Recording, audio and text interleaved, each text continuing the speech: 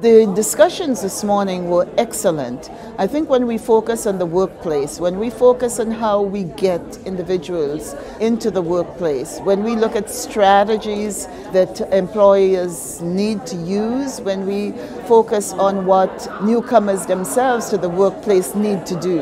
It was, for me, an excellent morning, well spent, with information shared that were of the highest quality.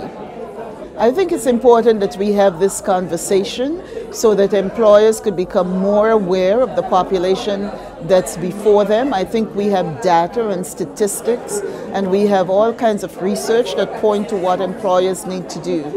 There was just one thing I would have liked to hear a little bit more about, and that is how employers address the issue of French language, French speakers in the workplace. I'd have liked to hear a little bit more about the value of having that second language, the other official language of Canada, and other languages that individuals bring to the workplace, because I think there are values with the efficiency that individuals have in various languages as they bring that into the work world.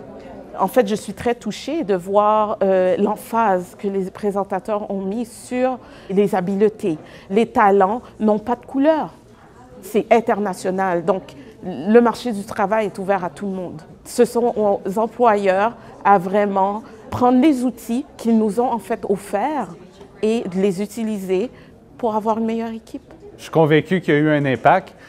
C'est toujours le défi quand on est un conférencier ou plusieurs conférenciers de tenir les gens attentifs et en haleine pendant toute une matinée. Concernant ça, c'est mission accomplie. Le message a été bien véhiculé, les points clés, je pense, de la conférence de ce matin sont ressortis.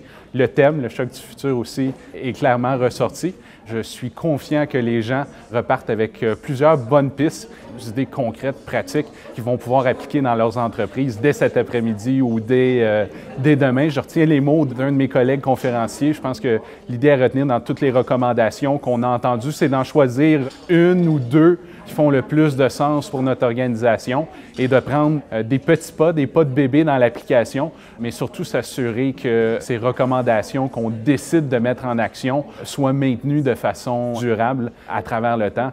Aujourd'hui, je trouve ça assez exceptionnel, toute la mobilisation des différentes instances, au fond, qui se préoccupent de toute la productivité de nos entreprises, la bonne utilisation des talents, qu'est-ce qu'on fait concrètement pour bien utiliser les gens, pour que ça amène de la profitabilité pour tout le monde, au fond.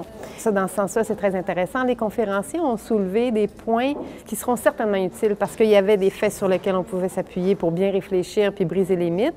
Il y avait également des choses qui étaient tout simples, hein. Au fond, comment on fait pour bien utiliser le talent des gens? Et comment on fait pour ne pas se concentrer que sur ce qui est différent, mais qu'est-ce qui est pareil pour tout le monde? En fait, aller au-delà des différences pour aller aux similitudes. Les gens sont ressortis avec le goût d'essayer des choses, le goût d'appliquer des solutions sur un mode solution, le goût d'en avoir un autre aussi pour que ça continue. Je pense que la réflexion est bien amorcée. Tout ce que je souhaite, c'est que les gens se rendent compte que prendre soin des gens et les accompagner dans leur développement, c'est pas sorcier. C'est pas si compliqué, c'est de revenir à l'essentiel, au fond.